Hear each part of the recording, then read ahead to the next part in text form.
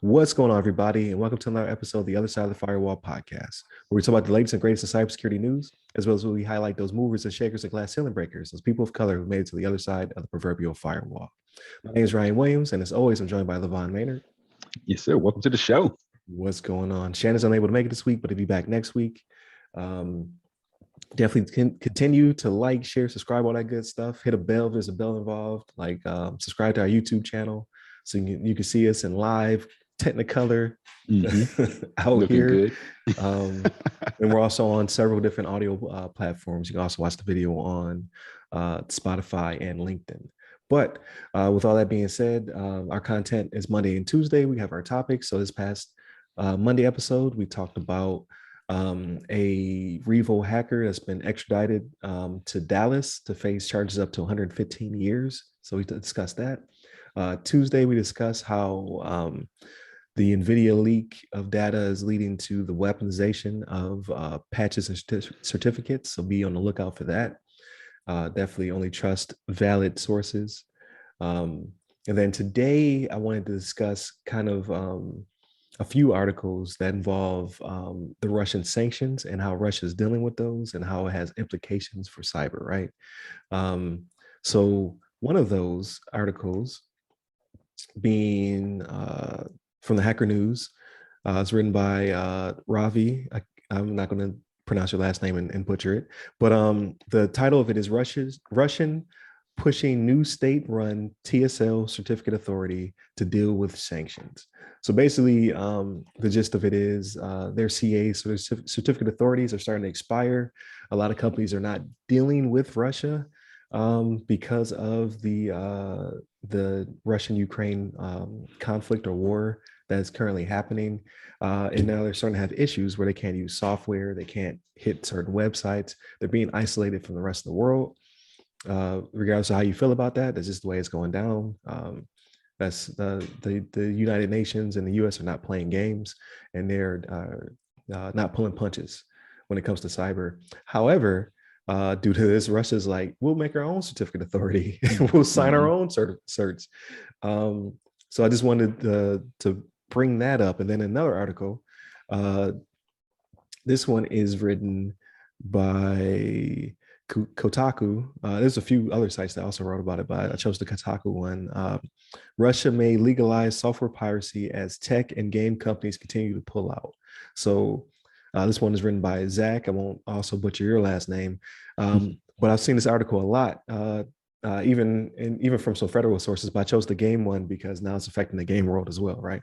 There's a lot of game companies that are pulling out and not allowing Russians to shop. Like even Nintendo's like, you can't even shop our eShop. So there's a lot of not just sanctions, but just companies is like, we're not going to deal with you because we don't believe in what's currently happening. But with that being said, Russia's like, you know what? Open to like, you want to make a Lugu right now? You can make a Lugu. That's fine. Anything's on the table. You want that new Windows Millennial Edition? We got you. So it hasn't been signed into law yet. I don't know if you can actually make a law that allows people to pirate. I'm sure that's against international law in general, but perhaps they're just going to ease punishments, like kind of like states on cannabis. You know what I mean? Like, okay, well, if you have this certain amount, we won't write you a citation or what have you. In this case, like, oh, you bootlegging one of the companies that has publicly sanctioned us. That's fine. Right. So I'm thinking it's going to be more like that. I don't know if they're actually going to write a law, because then after this conflict is over, that's something they'll have to, I guess, reverse to get those companies to come back in.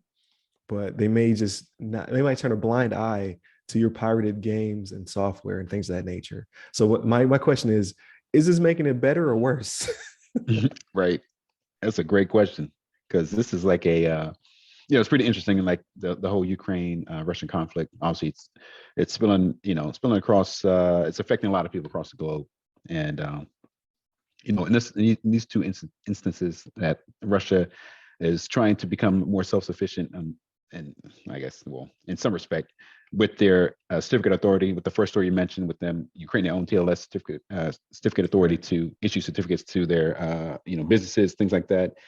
In regards to that, I mean, I think it's pretty interesting. I mean, obviously, this is like with DigiCert and some other companies like that that normally handle a lot of certificate, issuing certificates across the globe. With them not providing that to Russia, they're having to come up with their own system. And the whole thing with that is obviously it's a method to make sure that the websites they go to are secure. When other Russians go to other Russian websites, they know that they see the padlock on the top of the browser. They know it's a secure website. It's got a valid certificate. But now you got the government of Russia that's running this certificate authority, which is, from our perspective and what the stories that we know of Russia, that they may not be as trustworthy when it comes to their citizens and making sure that they are, not being spied on or, that they're having access to all the information that they need access to. Like I know Right. that there's been reports of miscommunication or like news that fake news that was Disinformation. yeah, basically Russia's like trying to make sure that their citizens are viewing the war in a certain light, that they think that Ukraine is actually the bad guy in this war. So that kind of thing, I feel like that's kind of spilling over into the certificate authority type stuff, where in the same article they mentioned things like, they could potentially be decrypting the traffic that a user is sending to a website, and look at the contents and then like re-encrypt it and send it to the website, just like a man in the middle attack that were typical in the cybersecurity realm. So the government essentially can do that when they see somebody connect to a website. They can decrypt that data and then view the contents and continue to send it along the path to make it look like nothing's happened. So Right. it's something that I'm sure the Russian citizens would be concerned about for their privacy, and then for the content that they're getting access to. Because at the same time, the government can either allow or disallow certificates to websites they think aren't worthy or that are worthy enough to have the certificates if they feel like they're reporting the news properly, or have the content that they authorize to have on the internet. So it gives them a lot of power, and it makes them more self-sufficient. But I feel like this is a double-edged sword, or maybe an edge that has more edges on it that may be negative. Right. It's over here looking like a saw. Yeah, it looked like a saw, like it's spinning. Like, hey, no matter where I go, I'm getting cut up. But yeah, I think in that respect, that's pretty concerning. And then obviously we look at their legalizing software piracy. And I looked at that article. It looks like potentially like the main concern is the fact that we have Microsoft and Apple products that companies may rely on, that they may not have the access to, like obviously re-up their subscriptions, or like sorry about that, re-up the subscriptions, or be able to download proper updates through legal methods or whatever. Right. So this has a lot of ramifications in that regards. I mean, the companies that they have over there, that businesses that operate, I mean, if they're not able to patch up the systems, I mean, they can be easily attacked by these groups out there that are looking for systems that aren't properly patched. I think I just heard on the news as well, and maybe we'll talk about it another day. But I think like Anonymous or something like sent out a thing where they were they had got access to a lot of Russian government information. They hacked one of their government locations and pulled a bunch of data and then put it out on the web. Some stuff that I guess related to their Ukraine attack.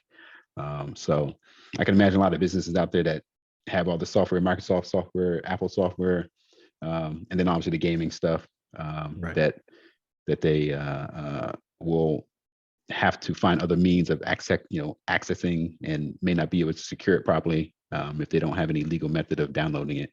So yeah, it's going to be a interesting situation they find themselves in Russia. Yeah, definitely. Like this, it has ramifications, right? So we'll keep tabs on it. Like it could be like the way of the future for them. Like they may be on their own little island.